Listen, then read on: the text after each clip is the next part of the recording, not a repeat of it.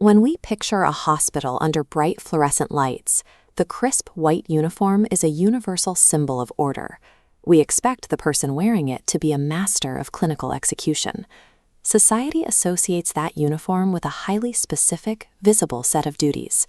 We see them administering medications on a strict schedule, monitoring vital signs, and carrying out a physician's playbook with robotic precision. We routinely call these professionals angels or heroes. But applying the label of a tireless hero often serves a secondary purpose.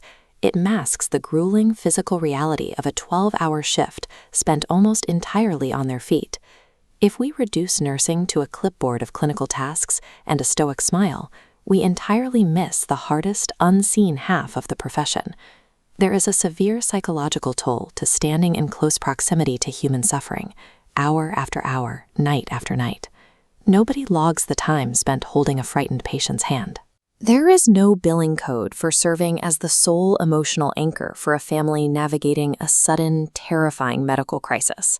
A hospital absorbs trauma constantly, which raises a critical question.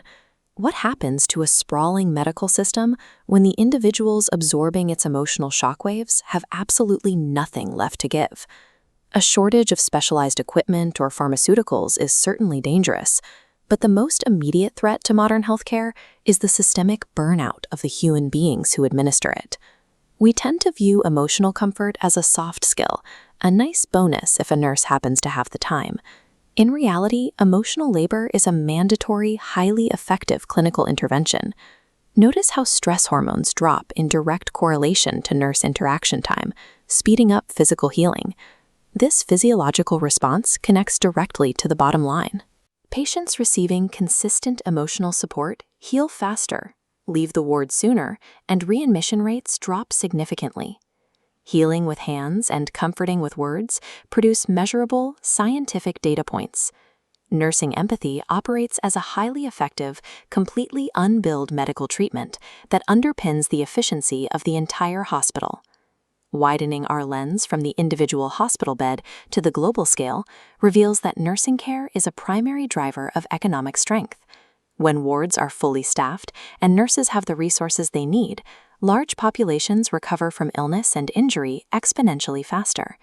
In this macroeconomic feedback loop, a healthy population returns to work sooner, increasing workforce participation, driving up national GDP, and lowering systemic healthcare costs. But understaffing and resulting burnout force nurses out. The system bottlenecks, care slows, and the economy absorbs massive financial losses.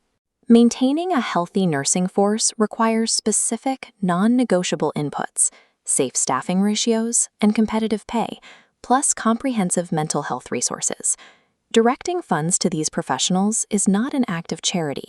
It is one of the highest yield infrastructural investments a nation can make. Compare that strict economic reality to how society typically celebrates Nurses Day, which usually consists of hashtags, social media posts, and empty platitudes. Labeling someone a real-life hero implies they possess superhuman endurance. It becomes a convenient excuse to demand they work through impossible conditions without providing human-level support. True appreciation requires abandoning the idea that nurses are disposable frontline labor. We must recognize them as the central keystone supporting our entire socioeconomic framework. Actual structural support means passing legislation that guarantees safe working environments and ensures long-term economic security for the people doing the work.